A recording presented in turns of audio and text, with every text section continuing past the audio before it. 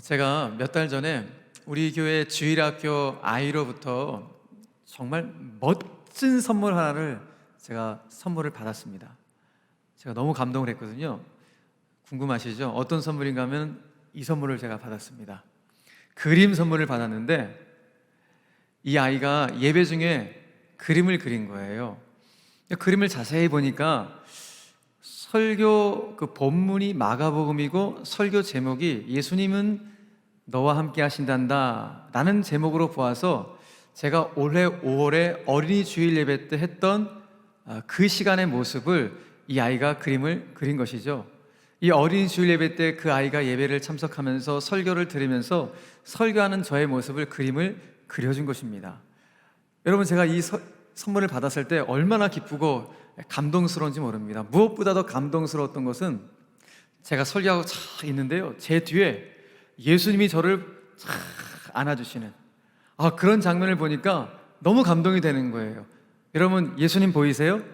이 아이가 그린 예수님, 저는 그 예수님이 저를 이렇게 차 안으시는 그 모습에 얼마나 깊은 감동을 받았는지 모릅니다. 여러분, 그런데 한번 생각해 보십시오. 그날 5월 첫째 주일날 예배 참석하신 분도 아시겠지만 그 화면에서, 이 화면에서 여러분들이 설교할 때 저만 보셨지 사실 예수님 보셨습니까? 아마 예수님 보신 분들 안 계실 거예요. 그런데 이 아이는 예수님을 보았습니다. 이게 놀라운 거예요. 그러니 어른들이 보지 못하는 이 아이의 시선에 비춰진 예수님의 모습, 특별히 설교하고 있는 저를 이렇게 품에 안으시려는 예수님의 모습이 얼마나 깊은 감동이 되었는지 모릅니다. 특별히 어른들을 보지 못하는 이 아이만이 보는 이 아이의 영성에 제가 감탄하지 않을 수가 없었던 것입니다. 사랑하는 성도 여러분, 지금 밖에 한방눈이 막 내리고 있는 그런 시간이죠. 그리고 아기로 성육신하신 예수님의 성탄을 기다리는 성탄의 시즌입니다. 어떤 분위기, 어떤 기분이 좀 드십니까? 저는 아기라는 단어가 참 좋습니다. 이 아기라는 단어는 우리 모든 사람들을 무장해제 시켜버립니다. 엄마 아빠는 말할 것도 없고 할아버지 할머니는 뭐 어쩔 바를 모르죠. 그 손주들을 보면은, 그 아기들 보면 너무 좋아 어쩔 줄을 몰라 합니다. 심지어 아무리 험악한 범죄자를 할지라도 아기의 미소에는 그 범죄자도 미소를 짓기 마련입니다. 그러니까 이게 아기가 갖고 있는 파워예요. 어린 아이들도 마찬가지입니다. 어린 아이들 연약한 것 같지만 그 아이들 파워가 있습니다. 어떤 파워가 있는가? 순수함의 파워가 있습니다. 그래서 그 순수함의 눈으로 어른들은 보지 못하는 그 무언가를 보는 그 파워가 아이들 가운데는 있는 것이죠. 여러분, 오늘 한방눈이 내리는 이 아침에 저와 여러분들이 오늘 본문의 말씀을 한 절씩 한 절씩 묵상해 가면서 이런 기도해주면 어떨까요? 하나님, 저에게도 그 순수한 눈이 열릴 수 있도록, 예수님을 볼 수 있는 그 순수한 시선이 열릴 수 있도록 은혜를 허락하여 주시옵소서. 그런 마음으로 오늘 우리가 예배를 드린다면, 또 말씀을 듣는다면 하나님께서 반드시 그야말로 은혜 위에 은혜, 놀라운 축복을 주실 줄로 믿으시길 바랍니다. 이 순수한 영성을 회복해 갈 수 있는 오늘 이 아침 되기를 간절히 바랍니다. 자, 오늘 본문의 내용을 보니까 어떤 사람들이 아이들을 데리고 예수님께 데리고 온 장면으로 오늘 본문이 시작하는 것을 보게 됩니다. 이 아이들을 데리고 온 사람들이 누굴까 봤더니 본문의 내용들을 한번 쭉 묵상해 보니까 이 아이들의 부모인 것으로 짐작이 되어집니다. 아마도 이 부모들은 예수님 앞에 아이들을 데리고 올 때 어떤 목적으로 데리고 왔는가? 분명히 오늘 성경에 보니까 예수님께서 이 아이들을 만져주시기를 바라서 아이들을 데리고 왔다라고 말씀하고 있죠. 그렇죠. 이 부모님들은 자기 아이들을 데리고 왔을 때 예수님께서 이 아이들의 몸에 또 머리에 손을 얹고 축복을 해주시기를 바라서 자기의 자식들을 예수님 앞으로 데리고 온 것입니다. 여러분, 그렇죠? 뭐 2000년 전 어느 시대나 어느 나라나 어느 민족이든 간에 모든 부모는 다 똑같아요. 내 자녀를 능력 많은 어떤 분이, 아주 훌륭한 어떤 분이 좀 축복해 주기를 원하는 것, 내 자녀가 그런 축복받기를 원하는 것이 뭐 어느 시대나 동일하게 부모들의 인지상정인 듯합니다. 그런데 오늘 이런 부모의 어떤 마음과는 달리 제자들의 행동은 좀 이상하죠? 제자들은 지금 누군가를 꾸짖고 있습니다. 누구를 꾸짖고 있습니까? 설마 어린아이들을 꾸짖고 있지는 않겠죠? 오늘 본문의 내용들을 묵상해 봤을 때 제자들은 지금 이 어린아이들을 데리고 온 부모들을 굉장히 심하게 꾸짖고 있습니다. 그러니까 제자들의 입장에서는 이 부모들과 어린아이들이 예수님을 자꾸 귀찮게 한다라고 생각을 했던 것 같습니다. 그래서 예수님 앞으로 접근 금지, 오지 마, 이렇게 막고 있는 제자들의 모습을 오늘 우리가 성경을 통해서 확인해 볼 수 있게 되는 것이죠. 여러분, 그런데 제자들의 이런 옹졸한 생각과는 달리 우리가 알잖아요. 예수님은 얼마나 아이들을 사랑하시는지, 아이들에 대한 각별한 애정을 갖고 계신 분이 예수님이라는 사실을 우리 너무너무 잘 알고 있습니다. 오늘의 사건 이전에, 오늘 본문 한 장 전인 마가복음 9장에서 예수님한테 어떤 일이 있었습니까? 예수님이 한 어린아이 한 명을 당신 품에 안으십니다. 안으시면서 바로 그 앞에 있는 제자들 가운데 이와 같은 말씀을 제자들에게 주셨어요. 자, 마가복음 9장 36절 이하에 보니까 어린아이 하나를 데려가다가 그들 가운데, 제자들 가운데 딱 세우시고, 그리고 그 어린아이를 예수님이 안으시며 제자들이 이렇게 말씀하십니다. 누구든지 내 이름으로 이런 어린아이 하나를 영접하면 곧 나를 영접하며. 여러분 보세요. 예수님이 얼마나 아이를 사랑하세요?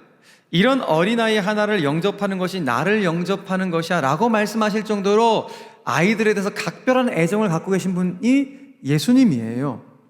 그러니 오늘 이 모습은 너무 무정하고 매몰차고 아주 냉혈한 같은 제자들의 모습과 반면에 다정다감하시고 따뜻한 예수님의 모습이 아주 극명하게 대조되고 있는 그런 모습을 우리에게 보여주고 있는 것입니다. 여러분, 그런데 참 의아한 것은 보십시오. 지금 예수님이 제자들 앞에서 말씀하셨어요. 얘들아, 이런 어린아이 한 명, 이런 어린아이들 하나를 영접하는 것이 나를 영접하는 거야. 이거 잊지 마. 라면서 그 어린아이를 안으셨고요. 그러니까 제자들은 그 어린아이를 안으신 예수님 봤죠? 또 그 말씀을 들었죠? 그런데 그 말씀을 들었던 제자들, 그 광경을 보았던 제자들이 오늘 뭐 하는 거예요? 어린아이들을 데리고 온 부모들을 아주 심하게 꾸짖고 있다는 것입니다.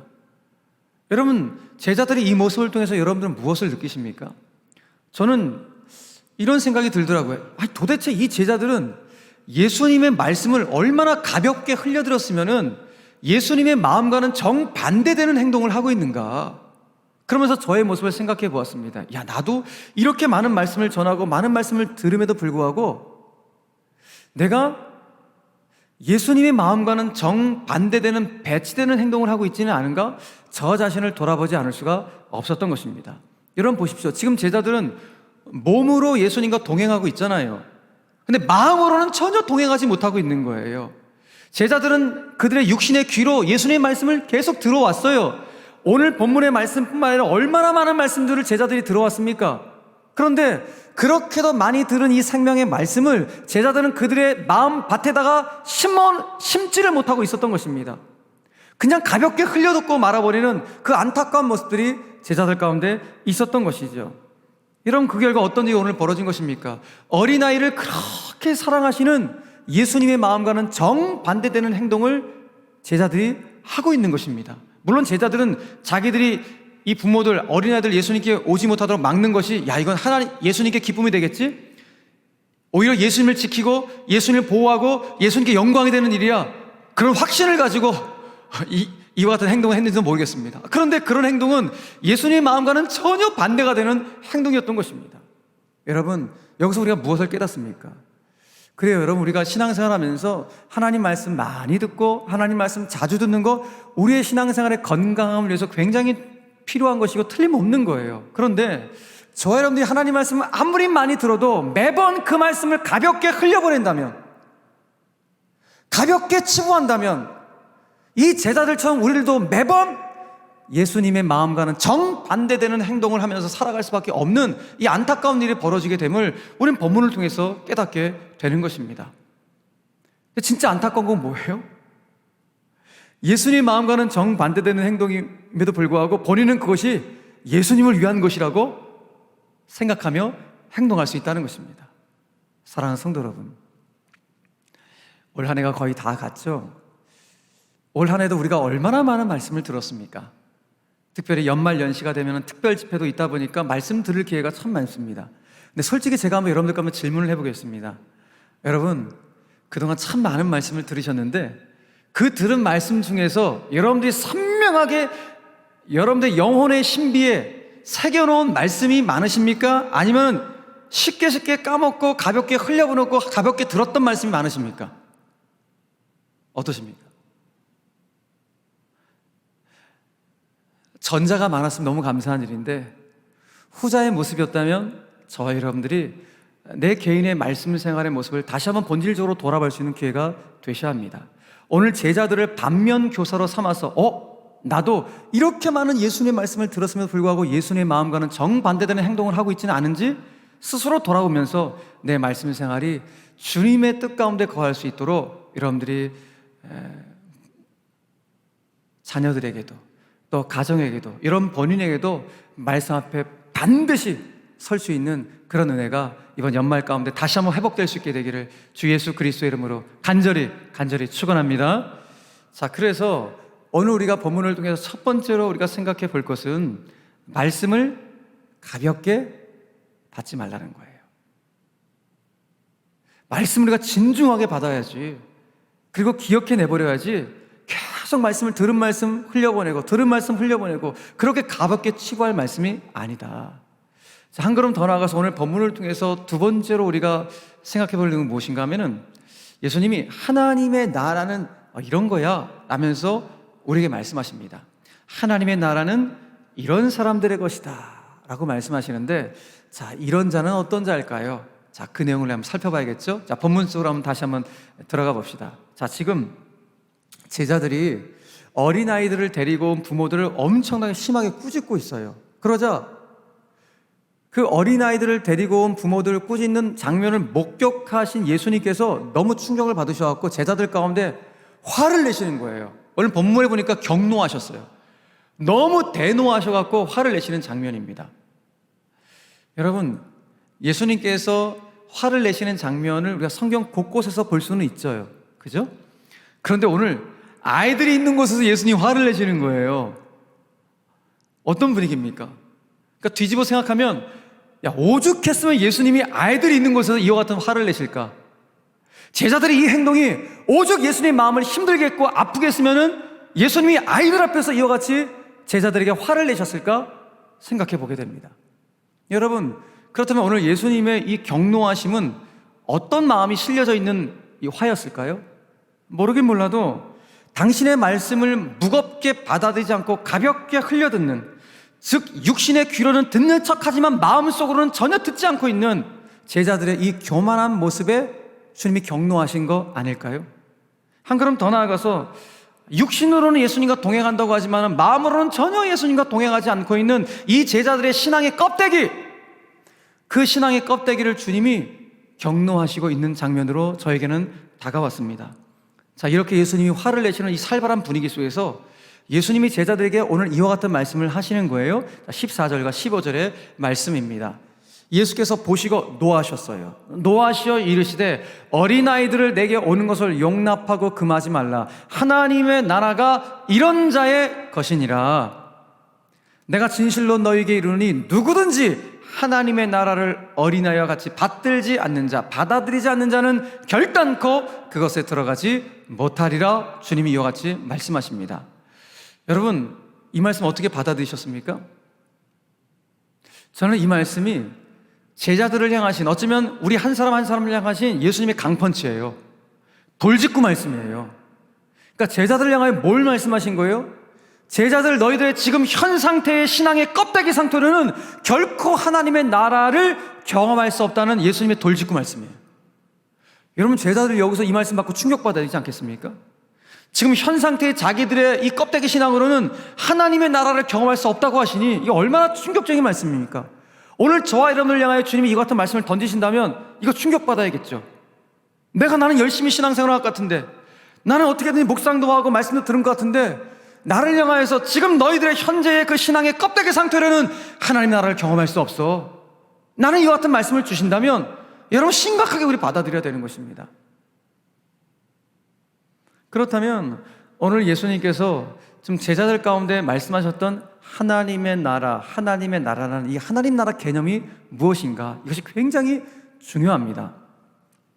여러분, 기독교에서, 특별히 기독교 신학에서 정말 중요한 주제 중에 하나가 이 하나님 나라 신학이에요. 왜냐하면 예수님의 사역의 본질 자체가 하나님 나라였기 때문입니다. 그래서 우리는 예수님을 잘 알기 위해서는 하나님 나라가 무엇인지를 이해하는 것이 아주 필수적이에요. 그래서 오늘 짧은 시간이지만은 제가 여러분들과 함께 하나님 나라에 대한 두 가지의 개념을 나누려고 하는 것입니다.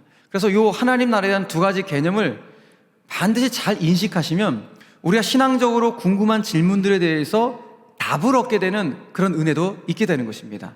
자, 그 첫 번째, 하나님 나라에 대한 첫 번째 개념은 무엇인가 하면 하나님의 나라는 장소적인 개념보다도 통치적인 개념이 강하다라는 사실을 인식하셔야 돼요. 자, 다시요. 하나님의 나라는 장소적 개념보다 뭐가 강하다? 통치적 다스림의 개념이 강하다라는 사실을 꼭 기억하시길 바랍니다. 물론 저와 여러분들이 가야 될 최종적인 그 나라, 예수님이 하나님 우편에 계신 바로 그곳, 천사들이 있는 그곳, 먼저 믿고 주님 품에 가 계신 우리 신앙의 선배들이 있는 바로 그곳, 하나님 아버지가 현존에 계신 바로 그곳, 그곳, 여러분 분명히 공간, 장소로 존재하는 건 맞습니다. 그래서 유명한 개혁주의 신학자인 뻘거프는 이런 말을 했어요. 천국은 분명히 공간을 가진 장소다. 천국은 분명히 공간을 가진 장소다라고 말을 했어요. 맞습니다.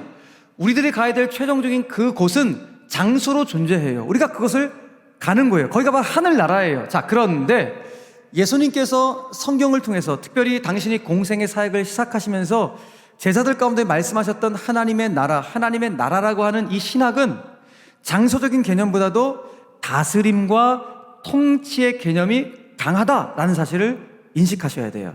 자, 다스림과 통치. 자, 그렇다면 우리가 이런 기도 많이 하잖아요. 이런 찬송도 많이 부르고 하나님 나라 임하소서. 그렇죠? 우리가 이 기도를 많이 해요. 하나님 나라가 임한다는 것은 무슨 의미겠습니까? 그것은 하나님의 다스림과 통치가 임한다라는 의미겠죠. 그럼 하나님 나라에 들어간다는 것은 어떤 의미겠어요? 우리가 하나님의 통치와 다스림 속으로 들어가길 원합니다 라는 기도가 하나님 나라에 들어가길 원합니다 라는 기도라는 것입니다. 자, 그런 차원에서 봤을 때 지금 저와 여러분들이 하나님의 말씀의 다스림과 하나님의 말씀의 통치를 받으면서 하나님의 방식대로, 믿음의 방식대로 지금 우리가 살고 있다면 내가 있는 지금 삶의 자리가 무엇이 된다? 하나님의 나라가 된다라는 것이 예수님께서 우리에게 가르쳐 주신 하나님 나라 신학이에요. 그런데 이 하나님 나라 개념은 오늘 본문뿐만 아니라 예수님이 이미 당신이 우리 가운데 가르쳐 주신 주기도문을 통하여서 이미 우리에게 가르쳐 주신 내용인 것입니다. 여러분, 주기도문은 어떤 기도인가? 그 기도는 하나님의 나라가 이 땅 위에 도래하기를 원합니다. 다시 말해서 하나님의 통치와 하나님의 다스림이 이 땅 위에 임하기를 원합니다라는 기도가 주기도문이에요. 그래서 여러분, 주기도문 앞부분만 한번 볼까요? 하늘에 계신 우리 아버지여, 이름이 거룩히 여김을 받으시오며 나라이 임하오시며 뜻이 하늘에서 이루어진 것 같이, 가장 중요한 단어, 땅에서도 이루어지다라고 우리가 기도하고 있는 거예요. 이거 매일 우리가 기도하는 거 아니겠습니까? 자, 여러분, 여기 보면은 이름과 나라와 뜻이 있죠. 이것이 다 어디로 연결돼요? 땅에서도 이루어지다예요. 그러니까 하나님의 이름이 저 하늘에서도 이루어진 것 같이 이 땅에서도 이루어지기를 원합니다라는 기도고, 그리고 하나님의 나라가 하늘에 임한 것처럼 하나님의 나라가 이 땅에서도 이루어지기를 원합니다라는 기도고, 하나님의 뜻이 하늘에 이루어진 것처럼 하나님의 뜻이 이 땅에서도 이루어지기를 원합니다. 이것이 바로 우리가 매일매일 하는 주기도문의 기도의 내용인 것입니다. 그러니 예수님은 저와 여러분 가운데 매일매일 어떤 기도하라는 거예요? 그렇죠. 하나님의 나라가 이 땅 위에 임하기를 위해서, 즉 하나님의 통치와 다스림이 이 땅 위에 임하기를 위해서 매일 기도하라고 주기도문을 주신 거예요. 그럼 이 땅이 어딥니까? 우리의 삶의 자리, 우리 일상의 현장 위에 그 하나님의 다스림과 통치가 임하기를 위해서 매일같이 기도하라고 우리에게 말씀해주고 있는 것입니다. 결국 이 지구상 어디라 하더라도 저와 여러분들이 하나님의 통치와 다스림을 받으면서 주님을 모시며 주님과 동행하고 있다면 바로 그것이 뭐가 되는 것이다? 하나님의 나라가 된다. 여러분, 그래서 우리가 찬송하잖아요. 높은 산이 거친 들이 조막이나 궁궐이나 그 다음 뭐예요? 내 주 예수 모신 것이 그 어디나 하나님의 나라래요. 그래서 너무 좋아서 할렐루야 찬양하세, 할렐루야 찬양하세. 내 모든 죄 사함받고 주 예수와 동행하니 그 어디나 하나님의 나라다. 이것이 바로 우리가 찬송하고 있는 기도의 제목이고 찬송의 가사인 것입니다. 사랑하는 교회 여러분, 저는 바라기는 저와 여러분들이 매일매일 하나님 내 삶 가운데, 우리 가정 가운데 임하여 주셔서 다스려 주시고 통치하여 주시옵소서. 하나님의 나라를 깊이 경험할 수 있도록 은혜를 더하여 주시옵소서. 이것이 저와 여러분들의 기도의 제목이 되길 간절히 바랍니다. 여러분, 최고의 축복의 인생은 어떤 사람들이에요? 최고의 축복의 인생은 하나님의 통치를 받는 인생이에요. 하나님의 다스림을 받는 인생이에요. 내 계획대로, 내 뜻대로, 내 지식대로 사는 인생 단명해요. 진짜 롱런하는 인생은 무엇입니까? 하나님의 보호를 받는 인생이에요. 하나님의 통치와 하나님의 다스림 속에서, 하나님의 지혜 속에서 살아가는 인생이 그야말로 인생도 롱런하게 되는 거 아니겠습니까? 저는 그야말로 저 여러분들의 인생과 가정과 또 일터와 또 우리 교회가 하나님의 통치와 다스림의 축복을 받게 되길 간절히 바랍니다. 무엇보다도 이 나라 민족이 하나님의 다스림과 통치를 받는 대한민국 될 수 있도록 주여 역사하여 주시옵소서. 이것이 오늘 이 아침에 저와 여러분들의 기도의 제목이 되기를 주님의 이름으로 간절히 축원합니다. 자, 한 걸음 더 나아가서 하나님 나라의 두 번째 개념은 무엇인가 하면은, 하나님의 나라는 현재적인 측면뿐만 아니라 미래적인 측면, 이 두 가지 개념을 다 갖고 있다는 거예요. 그러니까 우리는 하나님 나라 하면 늘 생각하는 게 뭐예요? 언젠가 갈 나라, 그러니까 미래만 늘 생각하는 거 아니겠습니까? 맞아요. 그런데 하나님의 나라는 미래적인 측면만 있는 것이 아니라 지금 이 순간 현재적인 측면도 갖고 있는 것이 하나님 나라 개념이에요. 이게 무슨 말인가 하면은, 여러분, 예수님께서 2000년 전에 이 땅에 오셨어요. 성육신하셨다고요. 예수님의 이 땅에 오신 초림 때 하나님 나라는 임한 거예요. 임했어요. 그런데 아직 그 나라는 완성되지 않았어요. 언제 완성되는가? 주님이 재림하실 때 완성이 되는 거예요. 여러분 아시겠죠? 그러니까 하나님의 나라는 이미 임했지만 아직 완성은 되지 않았다. 이것이 하나님 나라의 개념이에요. 이것을 영어로 우리가 신학적으로 이렇게 자주 표현하기도 하는데, 간단한 단어니까 한번 볼까요? Already but not yet. 그래요. 이미 하나님의 나라가 임했지만 그러나 아직은 완성되지 않았다. 이것을 이렇게 표현하는 것입니다. 그래서 저와 여러분들이 이 하나님 나라 개념을 명확하게 인식하면 신앙적으로 좀 헷갈리는 질문에 대해서 답을 얻게 돼요. 어떤 질문을 하게 되는가? 목사님, 아니 지금 하나님 나라 임했다면서요. 하나님 나라 임했는데 왜 악이 아직까지 창궐합니까? 왜 악이 있습니까? 아니 하나님 나라 임했다면서요. 하나님 나라 임했는데 왜 사탄이 이렇게도 길이길이 날뛰고 있습니까? 이런 질문을 하게 되죠. 그런데 우리가 하나님 나라 개념을 명확하게 인식하면 이 질문에 대해서 답을 할 수가 있어요. 어떻게 답을 할까요? 제가 여러분들 가운데 좀 쉽게 한번 설명을 해볼게요. 여러분 액션 영화 좋아하십니까? 미션 임파서블 같은 액션 영화, 저도 참 좋아하는 그 영화의 장르인데요. 여러분 액션 영화 보시면은 항상 이게 주인공이 있고 거기 맞서는 악당들이 있죠. 결국 이제 주인공이 마지막 가갖고 악당의 본고지를 완전히 초토화시키고 이제 괴멸시켜버리죠. 그러면 마지막 장면은 거의 뭐예요? 저 뒷면으로 악당의 본거지가 막 폭발하죠. 빵!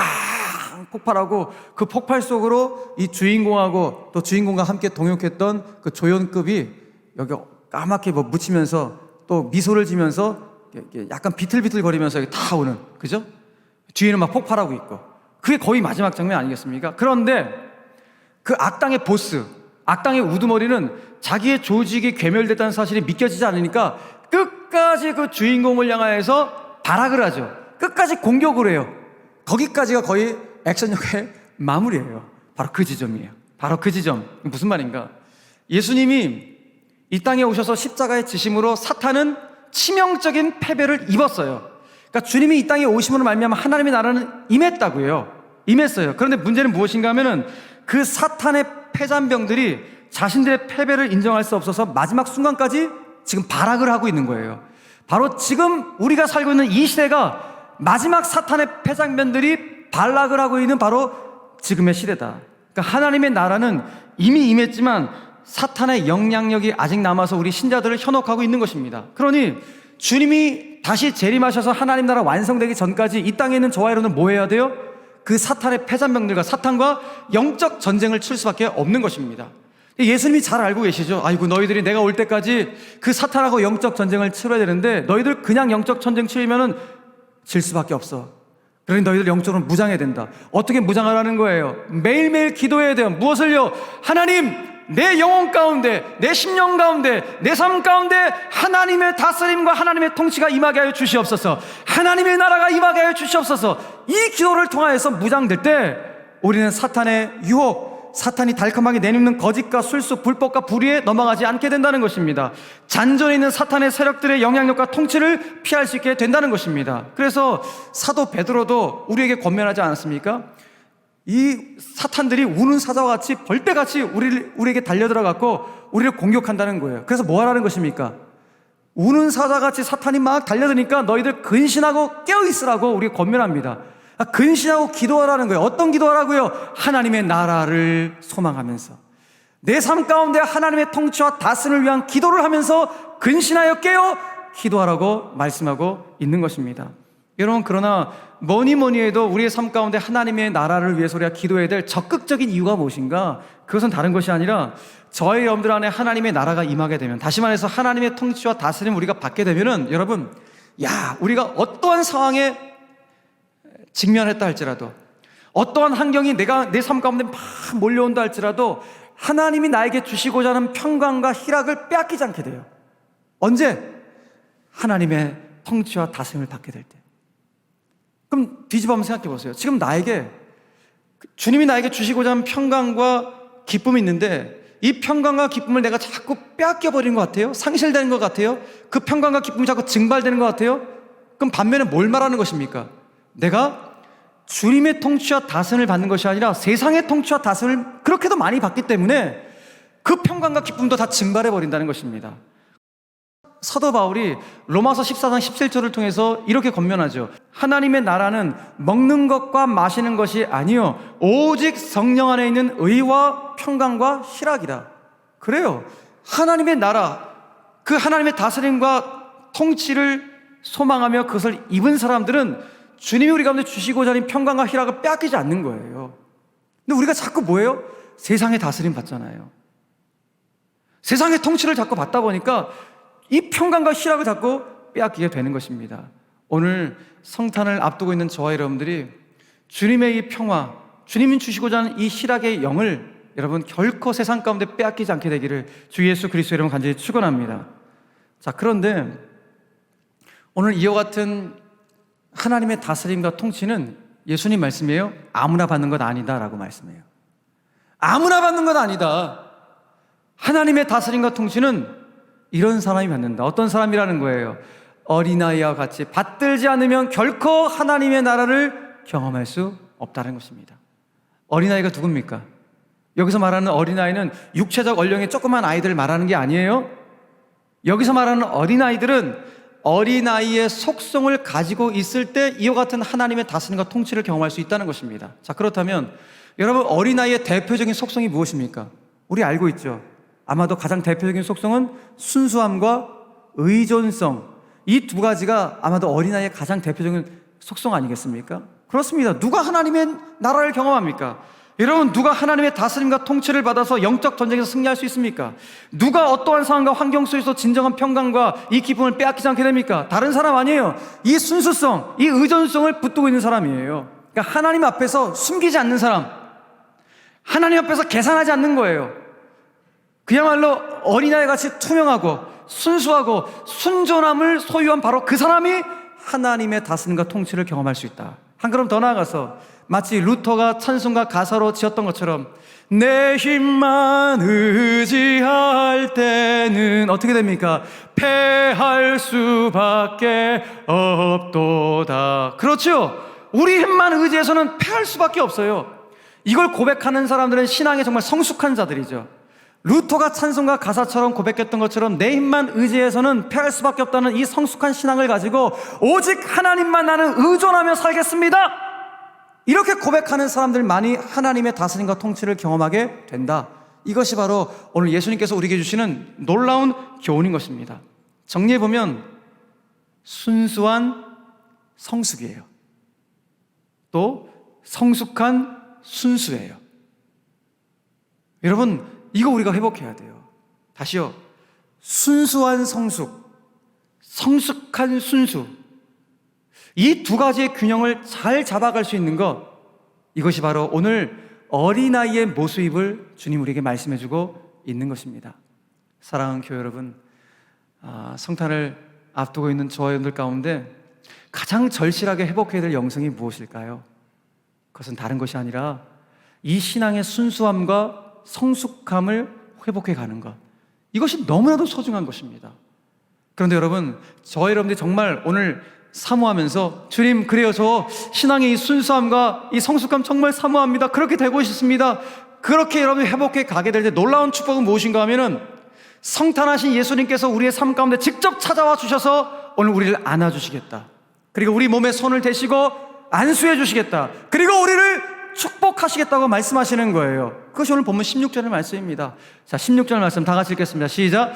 그 어린아이들을 안고 그들 위에 안수하시고 축복하시니라. 할렐루야. 이 어린아이들이 누구예요? 육신의 연령의 어린아이들, 조그만 아이들이 아니라 말씀드렸죠, 신앙의 순수함과 신앙의 성숙함, 이 균형을 잡고 있는 바로 그와 같은 사람들을 주님께서, 성탄하신 주님께서 찾아와 주셔서 우리를 안아주시고 우리 몸에 손을 대시고 안수하시고 우리를 축복하신다. 여러분 믿으시길 바랍니다. 특별히 여러분 16절 말씀에서 제가 놀라운 것을 발견했는데, 예수님의 이 기도가요, 보세요, 안고 안수하시고 축복하시니라. 안축 기도예요. 여러분 오늘 예수님의 이 안축 기도를 사모하시길 바랍니다. 그리고 오늘 옆에 가정에 자녀들 있으세요? 자녀들을 오늘 예수님처럼 똑같이 예수님처럼 안으세요. 그리고 머리에 안수하세요. 축복하세요. 자녀들에게 안축 기도를 하시길 바랍니다. 기도의 제목은 어떻게 할까요? 여러분 말씀드렸던 것처럼 내 자녀들이 이런 자녀 되기를 소망하면서 기도하시길 바랍니다. 첫 번째 기도의 제목은 내 자녀가 일평생 신앙의 순수함과 성숙함의 균형을 잘 잡아갈 수 있도록 여러분 기도하세요. 또 하나, 내 자녀들이 여러분 하나님의 구체적인 다스림과 이 통치를 통해서 하나님 나라를 깊이 경험해 갈 수 있는 자녀들 될 수 있도록 기도하시길 바랍니다. 세 번째로, 내 자녀들이 이제는 눈에 보이는 이 하나님 나라 확장을 위해서도 세계 열방으로 뻗쳐서 멋있게 쓰임받을 수 있는 시대적인 거목이 될 수 있도록 우리 자녀들에게 복을 허락하여 주시옵소서. 그렇게 오늘 안축 기도를 자녀들 가운데 하시길 바라고, 여러분 스스로를 위해서도 그와 같은 신앙의 순수함과 성숙함이 회복될 수 있도록 여러분 기도하시기를 바랍니다. 이와 같은 축복이 오늘 성탄을 앞두고 있는 저와 여러분들 가운데 주시는 주님의 축복의 말씀인 줄 믿으시길 바랍니다. 말씀 맺겠습니다. 오늘 저희들은 하나님의 나라는 이런 자의 것이니라 라는 제목으로 말씀을 나눴습니다. 이런 자가 누굽니까?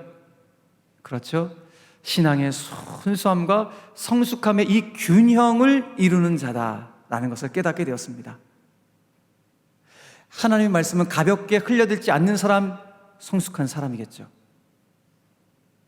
저와 여러분들이 오늘 주님 주신 말씀처럼 이 신앙의 순수함과 성숙함을 날마다 회복해 감으로 말미암아 하나님의 다스림과 통치를 여러분 경험해 가시길 바라고, 더불어서 예수님의 안축 기도의 축복도 누리며 살아갈 수 있는 그야말로 복된 인생 다 되시기를 주 예수 그리스도의 이름으로 간절히 축원합니다.